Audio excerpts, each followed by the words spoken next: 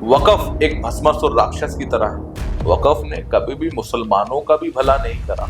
बंगाल की हिंसा ने कहीं ना कहीं डेमोक्रेसी के ऊपर बंगाल के लोगों का विश्वास डगमगा दिया है। हिंदू उपवास अपना उड़वाता है। हमारा एक बॉलीवुड का बैठा हुआ प्रोड्यूसर हमें कहता है ब्राह्मणों पे मुतूंगा। आज के समय में समाज को जिस तरीके से बांटने का काम बॉलीवुड ने करा है वो और कोई नहीं कर सकता। एक कहता है नहीं हिंदू अलग है, हिंदू चमार है, हिंदू पंडित, कि हम जिस भी धर्म में होते हैं, हम जिस भी इष्ट को मानते हैं वो हमें मर्यादा सिखाते हैं। हम अपनी पूर्व गलतियों से नहीं सीख रहे हैं। ये हमें सिर्फ बंगाल में ही क्यों देखने को मिल रहा? बंगाल में ये हाल हो चुका है कि जिन हिंदुओं ने मुसलमानों की बाहें खोलकर स्वागत करा, आज के समय में उन्हीं के गले कट रहे हैं अल्लाह अकबर कहते कहते। आज के समय में राशन लेने की लाइन में आपको सिर्फ मुसलमान दिखते हैं ज्यादातर। कितने लोगों का खून बहा देंगी ममता जी और कितनों का बहा चुकी। मैं राम मंदिर हिंदुओं के त्याग और समर्पण की याद दिलाना चाहूंगा अपनी आने वाली पीढ़ी को। जब जिहादी मानसिकता के मुसलमान ये बोलते हैं कि जब हमारी सरकार आएगी हम राम मंदिर हटा देंगे। फैजाबाद की सीट बीजेपी हार गई। भाजपा के उम्मीदवार थे वो उतने अच्छे समाज में नहीं दिख रहे।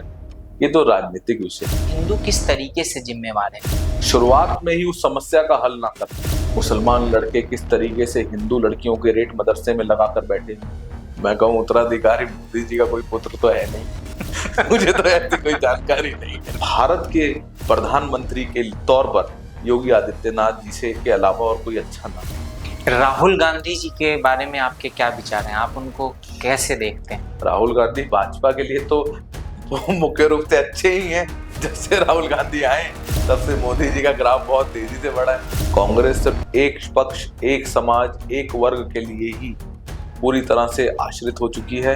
केरला में बीच सड़क में कांग्रेस के यूथ प्रेसिडेंट ने एक गाय का गला काटा था।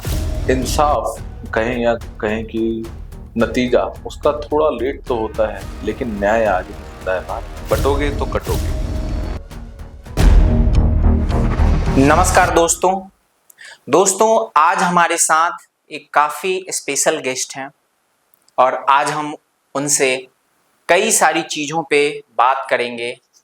आज हमारी जो चर्चा होगी वो धर्म के ऊपर होगी, स्पिरिचुअलिटी अध्यात्म के ऊपर होगी, पॉलिटिक्स में घटित हो रही अलग अलग घटनाओं के ऊपर होगी और साथ ही साथ पॉलिटिक्स के अलावा जो समाज में कई सारी चीज़ें हो रही हैं, जो कुरीतियाँ तेजी से फैल रही हैं, इन सारी चीज़ों के बारे में भी आज हम उनसे चर्चा परिचर्चा करेंगे और जानने समझने का प्रयास करेंगे कि आखिर ये जो सारा कुछ घटित हो रहा है उसके पीछे क्या कारण है।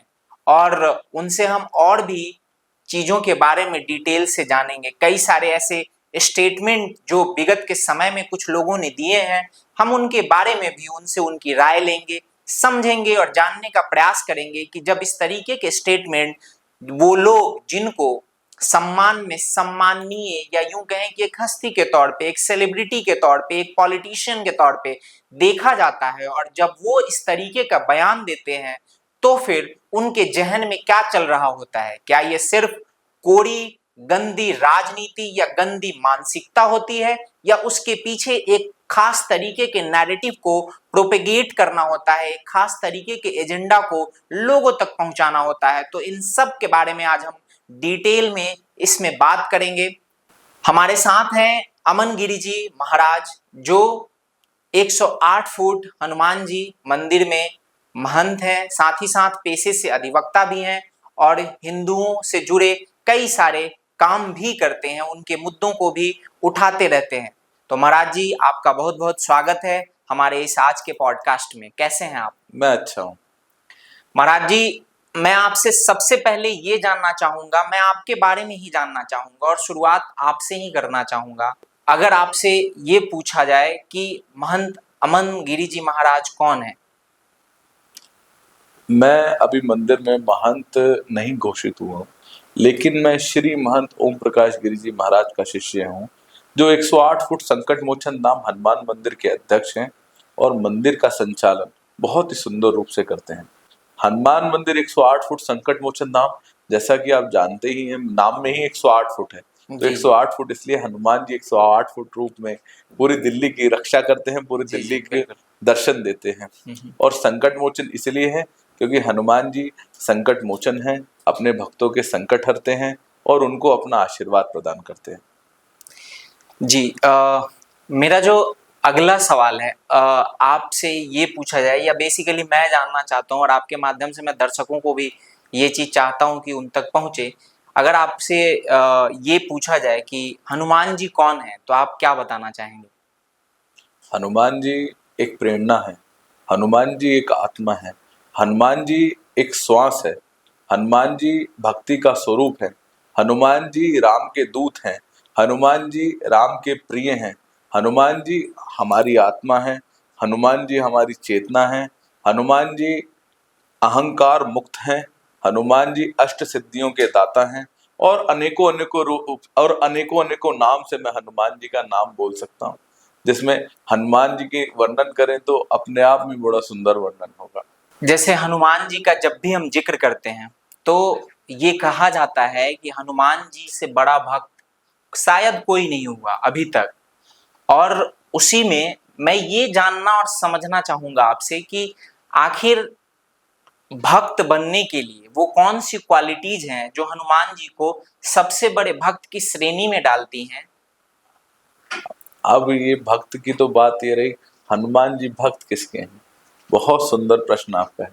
हनुमान जी भक्त हैं प्रभु सियावर रामचंद्र महाराज के, जिनका चरित्र अपने आप में ही सुंदर है, प्रेरणादायक है, सौम्य है और हम सब लोगों का आदर्श स्वरूपी राम भगवान है।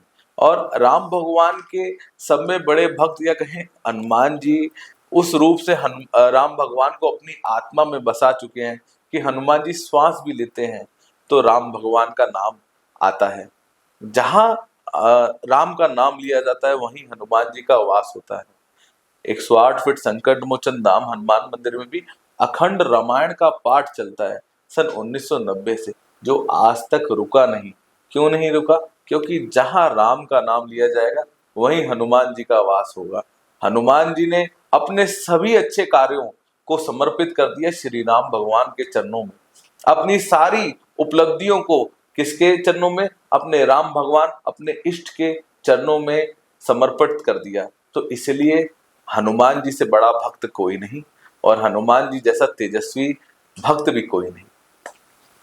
अब गिरी जी, मैं ये जानना चाहूंगा आपसे कि हम भक्ति की बात कर रहे हैं और कहते हैं कि एक भक्त बनने के लिए सबसे ज्यादा जो जरूरी होता है वो आपका भाव होना चाहिए, आपका समर्पण होना चाहिए आपके इष्ट के प्रति, भगवान के प्रति, या जिसको भी आप मानते हैं।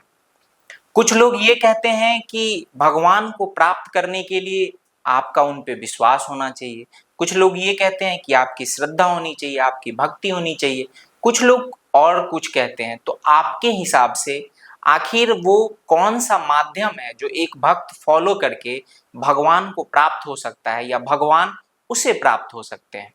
जैसा कि अभी हम चर्चा कर रहे हैं राम भगवान के नाम पे, राम भगवान अपने आप में ही मर्यादा पुरुषोत्तम है। पुरुषों में जो सब में उत्तम मर्यादित पुरुष वो राम भगवान है। भगवान शिव जिनका नाम जपते हैं वो राम भगवान है। हमारे हनुमान जी के जो इष्ट हैं वो राम भगवान है। जिसके इष्ट इतने सौम्य, इतने मर्यादित, इतने कहें इतने सुंदर हैं, तो उनके भक्त को और क्या चाहिए? एक भक्त को क्या चाहिए अपने इष्ट से? अब भक्त को कभी भी सोना चांदी हीरे मोती या अपनी कामनाएं पूरी नहीं करनी होती है। अपनी आस्था, अपना भाव, अपना विश्वास अपने इष्ट के प्रति, जिन्होंने जीवन भर अपना जन्म ही जन कल्याण के लिया और समाज का उद्धार करा अपने जन्म से, उन्होंने समाज से कुछ लिया नहीं, सिर्फ समाज को दिया। समाज को एक आदर्श मर्यादित पुरुषोत्तम के रूप में एक चरित्र दिया जो राम के नाम से दिया, और एक आदर्श भक्त दिया जो हनुमान के नाम से आज हम समाज में देख पाते।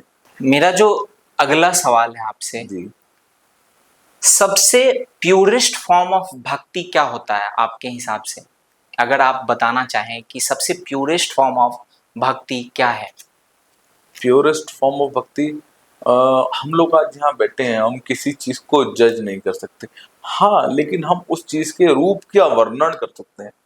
जिसके श्वास में, जिसके कण कण में अपने इष्ट बस जाएं, जैसे मेरे इष्ट हनुमान जी के इष्ट राम भगवान उनके सीने में स्वरूप में पूरे विश्व को दर्शन दिया। जब हनुमान जी ने अपनी छाती फाड़ी और उसमें प्रभु सिया राम का सुंदर चित्र सबको देखा और सबको दर्शन दिया, तो ये प्योरेस्ट फॉर्म मैं कहूँगा समाज में एक भक्त का समय बड़ा उदाहरण है। गिरी जी, एक चीज मैं आपसे समझना चाहूंगा, ऑल्दो ये इस पे काफी सारी चर्चाएं ऑलरेडी चल रही हैं, लोग अपने अपने तर्क और अपने अपने मत के हिसाब से इसके बारे में बता चुके हैं। हमने देखा है कि जब भी हम हनुमान जी की बात करते हैं तो उनकी उपासना के लिए या हनुमान जी के को बेसिकली उनका अनुसरण या करने के लिए या उनकी भक्ति करने के लिए हनुमान चालीसा का कुछ लोग पाठ करते हैं, बजरंग बाण का भी पाठ किया जाता है और सुंदर कांड का भी पाठ किया जाता है। तो आप अगर हमें ये बताना चाहें कि इन तीनों को पाठ करने के क्या फायदे हैं, इनकी विधियां क्या है और इसको किस तरीके से करना चाहिए, और इन सब में, इन तीनों में सबसे ज्यादा जो अफेक्टिव है वो कौन है? मैं कहूँ कि हनुमान चालीसा, बजरंग बाण और सुंदर कांड का कंपैरिजन करने, मेरे को नहीं लगता कि कंपैरिजन करना अच्छा बात है। लेकिन मैं आपको ये बात बताऊंगा, इसमें हनुमान जी के आदर्श, हनुमान जी के गुणों और हनुमान जी के कार्यों का वर्णन है। हनुमान चालीसा में 40 चौपाई हैं। तुलसीदास जी ने हनुमान जी का वर्णन किया है, हनुमान जी की वीरता का वर्णन किया है। बजरंग बाण में हम अरदास करते हैं अपने हनुमान जी से, आप हमारी रक्षा कीजिए, आप नहीं करेंगे महाराज तो कौन करेगा। सुंदर कांड, जिस तरीके से इस कांड का नाम ही सुंदर रख दिया हो, वो कांड कितना सुंदर है। सुंदर कांड की विशेषता ये है कि सुंदर कांड में बताया गया है किस तरीके से हनुमान जी ने माँ सीता और प्रभु श्री रामचंद्र जी का शोक निवारा था। जब उस समय का वर्णन है, सिया राम जी बड़े वियोग में थे, माँ सीता की कोई खोज खबर नहीं थी। उन्होंने हनुमान जी से बोला, हनुमान जी जरा जाकर सीता जी का खोज लगाओ। और सीता माता भी बहुत ही ज्यादा राम भगवान के वियोग में थी। हनुमान जी गए माँ सीता के पास, उन्होंने देखा, माँ सीता के दर्शन करे और उनको राम भगवान के बारे में बताया। इसी तरीके से हनुमान जी ने राम भगवान को माँ सीता के बारे में बताया। उन्होंने प्रभु श्री रामचंद्र और माँ सीता का वियोग हरा। माँ सीता माँ के रूप में थी और राम भगवान पिता के रूप में थे। उन्होंने माता पिता का दुख हरा, उनका वियोग हरा और संकट हरा। इस तरीके से उन्होंने सुंदरकांड को और सुंदर बनाया, इसलिए हम सुंदरकांड को सुंदरकांड कहते हैं। अब मैं आगे बढ़ने से पहले ना पिछले सवाल के लिए माफी मांगना चाहता हूँ, मैं क्षमा प्रार्थी हूँ। लेकिन मैंने ये सवाल इसलिए पूछा क्योंकि मैंने देखा है मीडिया पे, सोशल मीडिया पे या वैसे भी कई सारे लोग हैं जो इस पे अपनी बातें रखते हैं और हमेशा ये कहते हैं कि बजरंग बाण को हमें इस तरीके से नहीं पढ़ना चाहिए, सुंदर कांड को इस तरीके से नहीं पढ़ना चाहिए या हनुमान चालीसा को इस तरीके से नहीं पढ़ना चाहिए। तो इस वजह से मैंने आपसे वो सवाल पूछा था। बाकी जो मेरा अगला सवाल है इसमें वो ये है कि हम देख रहे हैं कि किस तरीके से हमारे समाज में कई सारी चीजें परिवर्तित हो रही हैं। 2000 तक का जो 2000 तक के जो भी 2000 से पहले जिनका भी जन्म हुआ उनको हम मिलेनियल्स कहते हैं। 2000 के बाद जो जन्म हुआ उनको जेनजीज कहा जाता है। और मैं आपके माध्यम से ये चाहता हूं कि आप उनके लिए कोई मैसेज दें कि आखिर वो किस तरीके से भगवान की उपासना या उनकी जो आस्था है वो और ज्यादा प्रबल हो। और वो मैं ये क्यों कहना चाहता हूं, क्योंकि कहते हैं कि जब भी आप संकट में होते हो तो भगवान के ऊपर आपका विश्वास, आपकी आस्था ही आपको मदद करती है उस संकट से जैसे तैसे निकलने में। और अभी का जो लाइफस्टाइल है, जिस तरीके से समाज चेंज हो रहा है, उसमें मुझे लगता है कि कहीं ना कहीं उनको आने वाले समय में जो भी हमारे यूथ हैं या जेनजीज हैं उनको इस चीज की जरूरत महसूस होगी। तो आप क्या कहना चाहते हैं, आपका क्या संदेश है उनके लिए? मैं आपके पॉडकास्ट से सबको एक मैसेज देना ये चाहूंगा कि हमने कोविड का समय सबने एक साथ देखा है। कितना संकट का समय था, कितना दुख का समय था। उस समय इंसान का भरोसा सिर्फ जो इंसान का साथ दिया उसकी विल पावर ने, उसके माइंड ने साथ दिया। लेकिन जब हम अपने आत्मा को ये एहसास दिला लेते हैं कि हमारे को मदद करने के लिए हमारे परमात्मा हैं, हमारे इष्ट हैं, हमारे भगवान हैं, हम उन पे भरोसा करते हैं, तो वो संकट उतने प्रभावशाली नहीं रहते, क्योंकि संकट आपके तन से ज्यादा आपके मन पर आघात करते हैं। उस मन के आघात को खत्म करने के लिए हमें परमात्मा में विश्वास करना चाहिए। आज के समय की जितनी भी युवा पीढ़ी है मैं उनसे ये आग्रह करूंगा, आप किसी भी धर्म के हों, आप किसी भी पद्धति को मानते हो, आपके कोई भी इष्ट हो, आप उनके प्रति आस्थावान हो, आप उनके प्रति विश्वास रखें और देखिएगा आपके सभी काम कितने सुंदर तरीके से हों। क्योंकि मैंने किसी भी धर्म के इसलिए कहा कि हम जिस भी धर्म में होते हैं, हम जिस भी इष्ट को मानते हैं, वो हमें मर्यादा सिखाते हैं, वो हमें उस परंपरा को सिखाते हैं, हम एक इंसान के एक भरोसा दिलाते हैं कि हमारे संकट के समय में भी हमारे परमात्मा हमारे साथ खड़े हैं। तो मन ना घबराए और उस संकट का जो इंटेंसिटी और जो कैपेसिटी है वो उतना ज्यादा इफेक्ट नहीं करती है व्यक्ति पे, क्योंकि परमात्मा साथ रहते हैं। ये विश्वास हमारे दिल में रहता है। गिरी जी, हम विश्वास की बात कर रहे हैं। कहते हैं कि डेमोक्रेसी में जनता का विश्वास होना काफी इम्पोर्टेंट होता है। विगत के समय में कुछ ऐसी घटनाएं घटित हो रही हैं। फॉर एग्जाम्पल, बंगाल का जो हिंसा है, बंगाल की हिंसा ने कहीं ना कहीं डेमोक्रेसी के ऊपर बंगाल के लोगों का विश्वास डगमगा दिया है। और खासकर बंगाल में रह रहे हिंदुओं के विश्वास की बात करें, क्योंकि वक्फ अमेंडमेंट बिल के बाद जिस तरीके से बंगाल में विरोध प्रदर्शन के नाम पे हिंदुओं को टारगेट किया जा रहा है, और मैं ये जानबूझ के हिंदू यूज कर रहा हूँ, क्योंकि जो टारगेटिंग हो रही है वो सिर्फ और सिर्फ हिंदुओं की ही हो रही है, यूं कहें मोस्टली हिंदुओं की हो रही है। तो जो कुछ भी हो रहा है बंगाल में, उसके बारे में आपको क्या लगता है कि आखिर किस तरीके से केंद्र सरकार को या बंगाल की सरकार को क्या करना चाहिए जिससे कि उनका जो बंगाल के लोग हैं डेमोक्रेसी में फिर से एक बार विश्वास स्थापित हो सके? मैं आपके इस वीडियो के माध्यम से अपने सारे हिंदू भाई बहनों को एक मैसेज देना चाहता हूँ, एक पैगाम देना चाहता हूँ कि चाहे बंगाल हो, बांग्लादेश हो, पाकिस्तान हो, अफगानिस्तान हो, आप केरला ले लो, कश्मीर ले लो, कहीं पर भी हिंदुओं का सब में बड़ा कसूर यही है कि वो हिंदू हैं। अगर वो हिंदू नहीं होते, वो किसी और धर्म को मानने वाले होते, उनके ऊपर इस प्रकार की हिंसा नहीं होती। आप कहें बांग्लादेश में किस तरीके से छोटी छोटी बच्चियों के साथ रेप हो रहा है, पाकिस्तान में छोटी छोटी बच्चियां सेफ नहीं है, 20% की जनसंख्या आज के समय में 2% रह गई है। उपहास उड़ाया जाता है हिंदुओं का, और ये हिंदुओं का उपहास इसलिए उड़ाया जाता है क्योंकि हिंदू उपहास अपना उड़वाता है। आज के समय में जब एकता, अखंडता, सामाजिक समरसता की बात करते हैं, हमारा एक बॉलीवुड का बैठा हुआ प्रोड्यूसर हमें कहता है ब्राह्मणों पे मूतूंगा। आप अनुराग कश्यप के स्टेटमेंट की बात कर रहे हैं, आई थिंक। अनुराग कश्यप कहें या उसको एक गाली का नाम दे दें, उसने अपने नाम और गाली का उदाहरण एक तरीके से ले लिया है। मैं तो ये कहूंगा कि आज के समय में समाज को जिस तरीके से बांटने का काम बॉलीवुड ने करा है वो और कोई नहीं कर सकता। जातियों के में बांटने का काम जो बॉलीवुड करता है वो और कोई नहीं कर सकता। जिस तरीके से हमारे कुछ नेता हैं, हमारे इस देश के नेता हैं जो समाज को एक करना चाहते हैं, अखंड करना चाहते हैं, भारत में सामाजिक समरसता लाना चाहते हैं, कहते हैं हिंदू भाई भाई। एक कहता है नहीं, हिंदू अलग है, हिंदू चमार है, हिंदू पंडित है, हिंदू बनिया है, हिंदू लाला है, हिंदू वो है। अरे भाई, सब एक हैं, सबका डीएनए एक है। जो एकता की बात करते हैं उसकी बात को दबाया जाता है। आज बंगाल में जो हो रहा है वो बहुत दुखद है।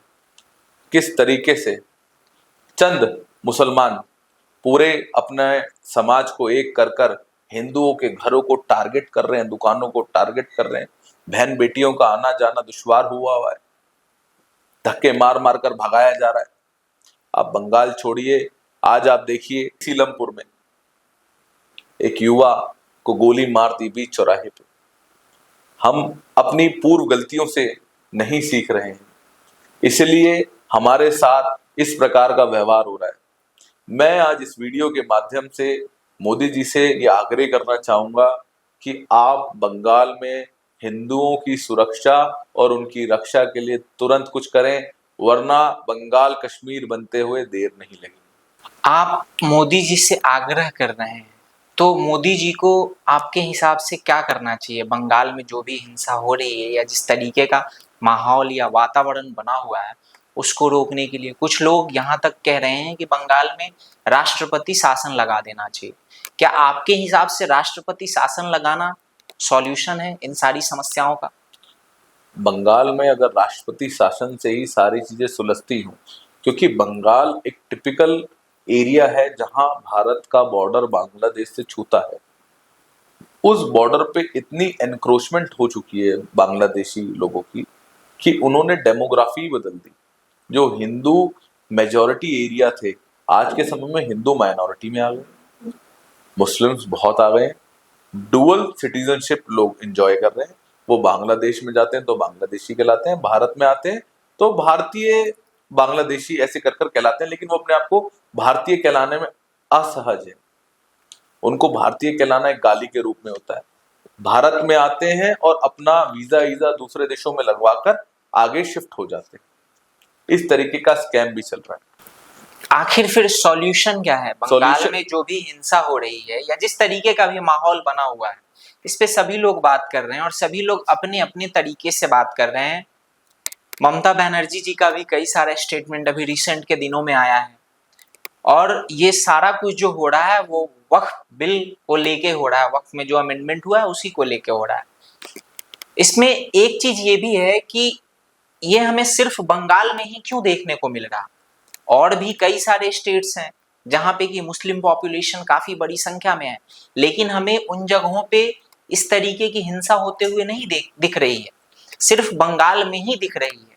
और दूसरी चीज की आखिर इसका सॉल्यूशन क्या है? आखिर कब बंद होगा ये? कब बंगाल को शांति और सुकून मिलेगा? उन लोगों को शांति और सुकून मिलेगा जो शांति या सुकून से रहना चाहते हैं। मैं आपको इतिहास एक बार याद दिलाना चाहूंगा। 1947 में जब हमारा भारत देश आजाद हुआ था, तब भारत देश के कई टुकड़े हुए थे, जिसमें एक पाकिस्तान था, एक बांग्लादेश था। वो धर्म के आधार पर वो देश बटा था, लेकिन भारत में जो हिंदू मेजॉरिटी एक रहती है, उन्होंने कभी भी अपने लिए देश नहीं मांगा। उन्होंने वो देश मांगा जिसमें सब लोग सुख शांति से रह पाए। आज 2025 में बंगाल में ये हाल हो चुका है कि जिन हिंदुओं ने मुसलमानों की बाहें खोलकर स्वागत करा, आज के समय में उन्हीं के गले कट रहे हैं अल्लाहू अकबर कहते कहते। किस तरीके से आज के समय में धर्म के नाम पर हिंदुओं की गर्दनें कट रही हैं, ये किसी से छुपा हुआ नहीं है। बहनें बेइज्जत हो रही हैं, अलग अलग प्रोपेगेंडा चलता है, लैंड जिहाद, लव जिहाद, अलग अलग प्रकार के जिहाद। वकफ एक भस्मासुर राक्षस की तरह है। वकफ ने कभी भी मुसलमानों का भी भला नहीं करा।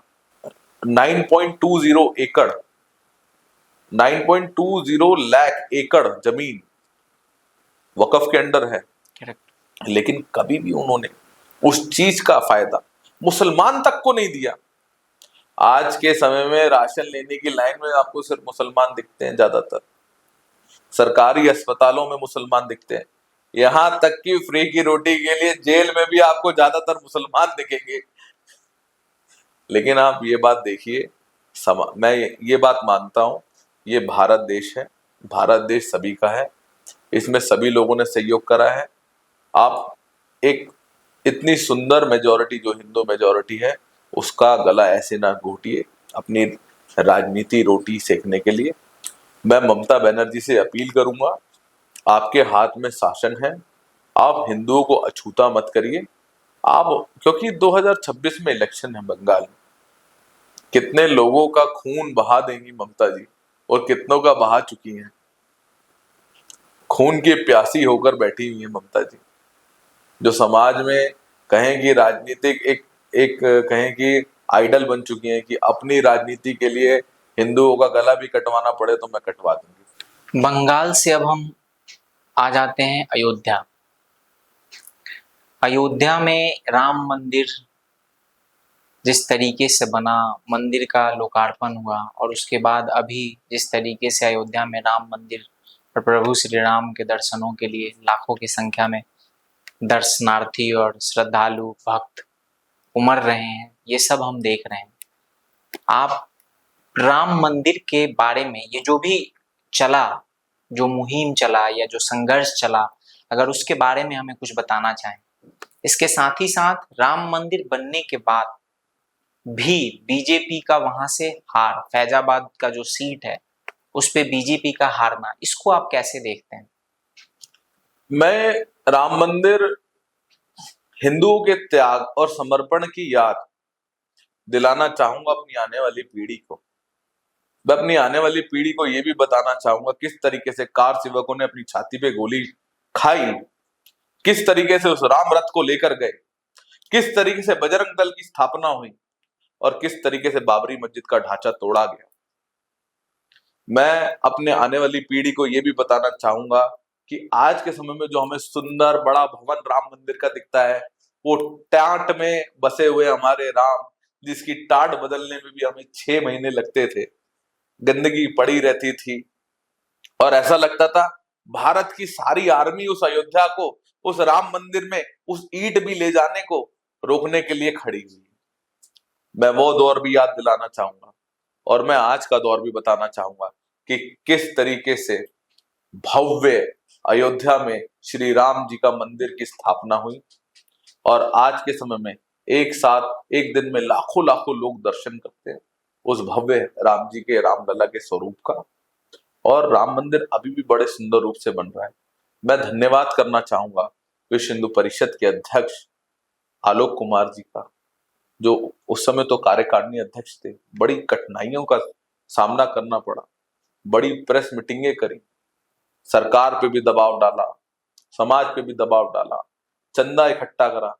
अच्छा, जब चंदा इकट्ठा करने गए तो हजारों करोड़ रुपए लोगों की आस्था, लोगों ने अपना सोना त्याग दिया, लोगों ने अपना घर त्याग दिया, लोगों ने अपनी आस्था इस रूप में दिखाई कि राम के नाम पे हर चीज कुर्बान। क्योंकि उस राम के नाम पे कई बच्चे अपनी माएं कुर्बान कर चुकी थी, कई बहनें अपने भाई कुर्बान कर चुके थे, कई बच्चे अपने पिता कुर्बान कर चुके थे। ये राम मंदिर आसान नहीं था। और बड़े ही दुख के साथ मैं आपको बताना चाहूंगा, जब जिहादी मानसिकता के मुसलमान टोपी पहनकर कैमरे पे ये बोलते हैं कि जब हमारी सरकार आएगी हम राम मंदिर हटा देंगे, मैं उनको याद दिलाना चाहूंगा कि इस राम मंदिर के लिए हिंदू धर्म का एक एक बच्चा अपनी जान कुर्बान करने के लिए तैयार है, तैयार था और तैयार रहेगा। राम मंदिर बनने के बाद भी फैजाबाद की सीट बीजेपी हार गई, इसके बारे में आप क्या कहना चाहेंगे?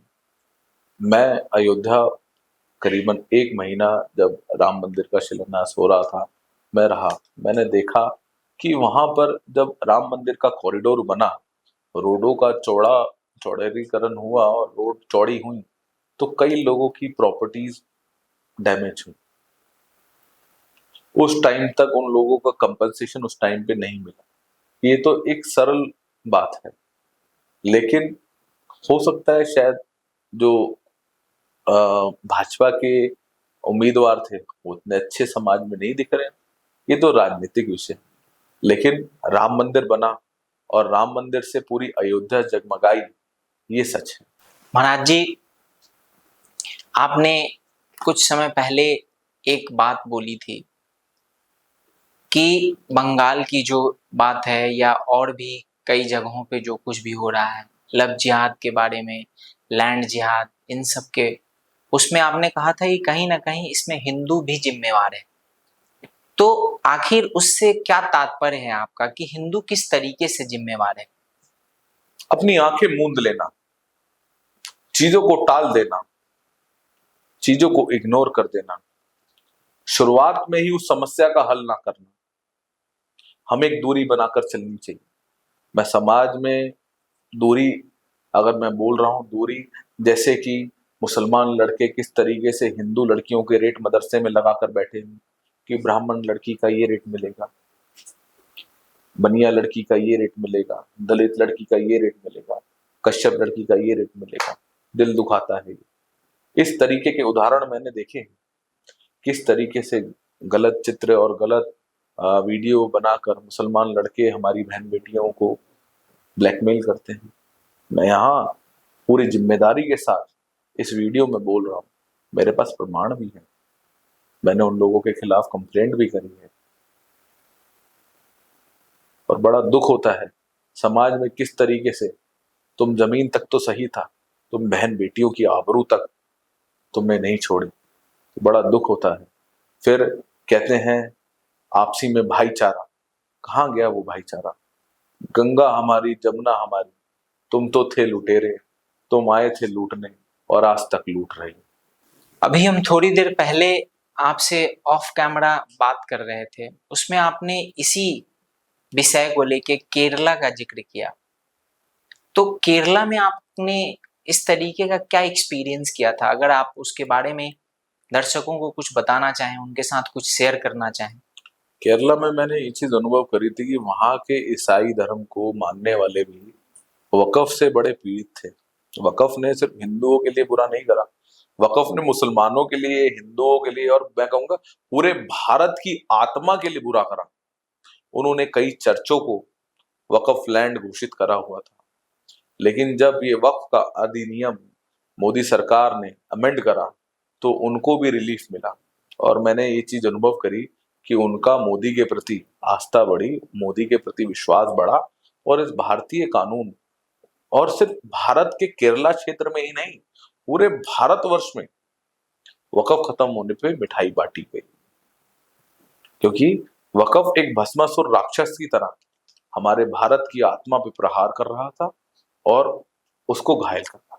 अब हमने काफी सारे टफ सवाल डिस्कस कर लिए और उसके बारे में बात कर ली। थोड़ा मूड को लाइटर करते हैं। अभी हमारे देश के प्रधानमंत्री हैं नरेंद्र मोदी जी, और उनके बाद भारतीय जनता पार्टी में कई सारे लोग हैं, जैसे कि गृह मंत्री अमित शाह जी हैं, उत्तर प्रदेश के मुख्यमंत्री माननीय योगी जी हैं। तो ये चर्चा चलती रहती है, इस बात की डिबेट होती रहती है कि मोदी के बाद कौन। तो आपके हिसाब से क्या लगता है कि मोदी जी के बाद मोदी जी का उत्तराधिकारी कौन होगा भारतीय जनता पार्टी में? मैं कहूँ उत्तराधिकारी मोदी जी का कोई पुत्र तो है नहीं। मुझे तो ऐसी कोई जानकारी नहीं है, अगर आपको ऐसा है तो हो सकता है वो बन जाए। लेकिन हाँ, कहे हमारे भारत राजनीति में कौन उत्तराधिकारी अगर उनके रूप से आ सकता है, मोदी जी भी मुख्यमंत्री रहे। उन्हें मुख्यमंत्री जब बने तो उन्होंने 2002 के दंगे देखे, किस तरीके से हिंदू मुसलमान का बंटवारा, कत्लेआम देखा, उसको सहज रूप से संभाला और गुजरात को एक एक कहे अग्रेसर रूप में उन्होंने करा, उसकी इकोनॉमिक ग्रोथ करी, फाइनेंशियल सपोर्ट दिया और किस तरीके से फॉरेन इन्वेस्टमेंट गुजरात की डेवलपमेंट के लिए लाए। मुझे आज भी याद है जिस तरीके से बंगाल में टाटा का प्लांट बंद हुआ और मोदी जी ने हाथ खोलकर टाटा के सपोर्ट के लिए गुजरात में जमीन दी। तो इस तरीके का मुख्यमंत्री ही प्रधानमंत्री बनने लायक था। और मैं आपको आज की इस सदी का भी बताना चाहूंगा किस तरीके से एक नई फिल्म सिटी का पूरा जिम्मेवारी योगी आदित्यनाथ ने यूपी में बनाई है। नंबर ऑफ एयरपोर्ट्स बढ़ाए हैं, जिससे कि लोगों का आप कहें रिलीजियस जितने भी मंदिर हैं, अयोध्या, वाराणसी, जितने भी आप यूपी में कहें, उनका डेवलपमेंट करा है। लोगों की आस्था भी लोगों की आय का एक मुख्य स्रोत है। आप कहें रिलीजियस चेन ऑफ, कहें रिलीजियस टूरिज्म योगी जी ने डेवलप करा है, यूपी को आगे बढ़ाया है।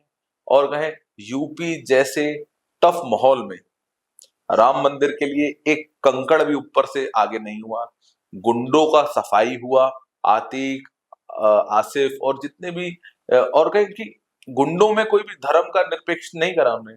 वो दुबे जी को भी मारा, कानपुर वाले को, आतिक को भी मारा, इन सबको मारा और एक तरीके से यूपी को आगे बढ़ाने का काम करा। मैं देखता हूं कि भारत के प्रधानमंत्री के तौर पर योगी आदित्यनाथ जी से के अलावा और कोई अच्छा नाम नहीं।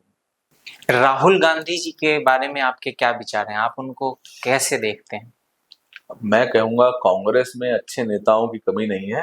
कांग्रेस कहेंगे कि अच्छे नेताओं का कब्रिस्तान है। किस तरीके से जो अच्छे जमीर वाले नेताओं को खत्म करा राहुल गांधी ने। राहुल गांधी भाजपा के लिए तो मुख्य रूप से अच्छे ही हैं, जब से राहुल गांधी आए तब से मोदी जी का ग्राफ बहुत तेजी से बढ़ा है। लेकिन कांग्रेस रिप्रेजेंटेशन हुआ करती थी अच्छे विपक्ष का, अच्छी सोच का, जो कि आज पूरी तरह से समाज से गायब है। कांग्रेस सिर्फ एक पक्ष, एक समाज, एक वर्ग के लिए ही पूरी तरह से आश्रित हो चुकी है और मैं कहूं उसमें राहुल गांधी जी का बहुत बड़ा हाथ है, जो अपने आप में बड़ा दुखद है। मतलब आप ये कहना चाहते हैं कि राहुल गांधी जी कहीं ना कहीं इनडायरेक्टली बीजेपी को प्रमोट करते हैं? मैं तो मानता हूं ये बात कि उनकी छोटी छोटी शैतानियां अपने आप में कांग्रेस से लोगों का विश्वास खत्म करती है। जब तक राहुल गांधी कमान में है, मैं ये चीज ऐसा अनुभव करता हूं कि लोग मोदी जी की तरफ अट्रैक्ट तो होते ही हैं, वो तो उनका आकर्षण है, लेकिन कांग्रेस के प्रति जो उनका भाव है वो बदल जाता है। तो मतलब आपको क्या लगता है कि राहुल गांधी जी को कांग्रेस में रिप्लेस होना चाहिए, किसी और को मौका देना चाहिए, ऐसा कुछ? राहुल अगर गांधी कांग्रेस खुद को सरवाइव करना चाहती है तो? राहुल गांधी रिप्लेस हो ना हो, राहुल गांधी अगर अपनी मानसिकता और हिंदुओं के प्रति अपनी सोच को बदल पाए तो शायद कुछ कांग्रेस का उत्थान हो पाए। हिंदुओं को गाली देने का जो उन्होंने टर्मिनोलॉजी है, मुझे आज भी याद है, केरला में बीच सड़क में कांग्रेस के यूथ प्रेसिडेंट ने एक गाय का गला काटा था, गाय का, सिर्फ अपना आप को मजबूत दिखाने के लिए। हम भाजपा, आज के समय में ये बहुत बड़ी अतिशयोक्ति है, कांग्रेस भाजपा का विरोध करते करते हिंदू और सनातनियों का विरोध करने लग गई है। जिस कांग्रेस के ऊपर हिंदू और सनातनियों को कितना गौरव हुआ करता था, आज वही कांग्रेस सनातनियों को गाली देने का काम, सनातनियों का विरोध करने का काम करने लग गई है, जो अपने आप में बहुत दुखद है। महाराज जी, हम देख रहे हैं कि किस तरीके से विगत के कुछ समय में जुडिशरी को लेके, न्यायपालिका को लेके कई सारे सवाल उठ रहे हैं। और अभी रिसेंटली हमारे देश के जो माननीय उपराष्ट्रपति जी हैं, धनखड़ साहब, उन्होंने भी न्यायपालिका के ऊपर कई सारे बयान दिए हैं। चूंकि आप खुद अधिवक्ता हैं, आप एक लॉयर हैं, आपको क्या लगता है, आप काफी करीब से देखते हैं कि न्यायालय में, न्यायपालिका में क्या सारी चीजें होती हैं, तो आपके हिसाब से क्या लगता है कि वो कौन सी चीजें हैं जिसके वजह से ये असंतोष जागृत हो रहा है जनता के मन में या लोगों के मन में? न्यायपालिका से विश्वास लोगों का कहीं ना कहीं डगमगा रहा है, और साथ ही साथ न्यायपालिका को भी अपने आप, अपने अंदर वो कौन सी चीजें बदलनी चाहिए जिससे कि जो विश्वास या असंतोष जागृत हो रहा है वो एक बार पुनः स्थापित हो सके? आज के समय में देखें, न्याय व्यवस्था जिस तरीके से हमारे भारत में है, वो इंसाफ कहें या कहें कि नतीजा उसका थोड़ा लेट तो होता है, लेकिन न्याय आज भी जिंदा है भारत में। आज के समय में हम देखें, रोड पे अगर दो लोगों का मतभेद होता है तो उस मतभेद के हल करने के लिए इंसान सीधा कहता है मैं तुझे कोर्ट में केस डालूं, तो लोगों का विश्वास नहीं मर रहा है। लेकिन बीच में कुछ ऐसे अप्रिय घटनाएं ऐसी आई जिसको लेकर लोगों के मन में एक संशय जरूर आया। उस संशय को दूर करने के लिए जरूर न्यायपालिका को कुछ ना कुछ करना चाहिए, और मुझे लगता है वो करा भी जाएगा। भारतीय संविधान को बचाने के लिए, भारतीय न्याय व्यवस्था को बचाने के लिए भारत सरकार जरूर कुछ ना कुछ करेगी। और मैं मोदी जी से भी ये आग्रह करूंगा, ये काम जल्द से जल्द हो, जिससे लोग उनके प्रति और न्याय के प्रति, न्यायालयों के प्रति उनकी आस्था कमजोर ना हो, डगमगाए ना।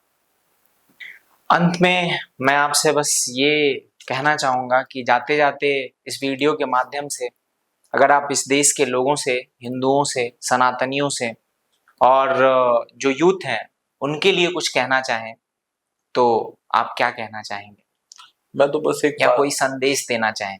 मैं तो बस एक बात ही आग्रह करना चाहूंगा अपने सारे हिंदू भाई बहनों से, और मैं कहूँ भारतीय भाई बहनों से, एकता ही अनेकता है। हम जब तक एक हैं, हमें कोई नहीं हिला पाएगा, और हमें जातियों के बंधन में नहीं बंधना है। ऊंचा बड़ा कुछ नहीं है। आज के समय में सारे हिंदू भाई भाई हैं, और आज के समय में आप सब लोगों के सामने प्रत्यक्ष उदाहरण है, कटोगे बटोगे तो कटोगे। जय सिया राम। हमसे बात करने के लिए आपका बहुत बहुत धन्यवाद। नमस्कार। जय सिया राम। दोस्तों, आई होप कि आप लोगों को ये पॉडकास्ट, ये जो चर्चा हुई वो अच्छी लगेगी। आपको कैसी लगती है वो हमें कमेंट में ज़रूर बताएं, और आपके जो भी सुझाव हैं वो भी हमारे साथ कमेंट के द्वारा शेयर करें। अगर आप इस चैनल पे नए हैं तो लाइक करें, वीडियो को ज़्यादा से ज़्यादा लोगों के साथ शेयर करें, और बने रहें हमारे साथ इसी तरीके के अलग अलग विचारों को जानने के लिए, समझने के लिए हमारे जो अलग अलग गेस्ट आएंगे उनके माध्यम से हम कोशिश करेंगे कि आप तक अलग अलग विचारों को पहुंचा सकें, अलग अलग बातों से आपको रूबरू करा सकें। बाकी फ़िलहाल के लिए बस इतना ही। मिलते हैं अगले वीडियो या पॉडकास्ट में। टिल देन, जय हिंद, जय भारत, नमस्कार।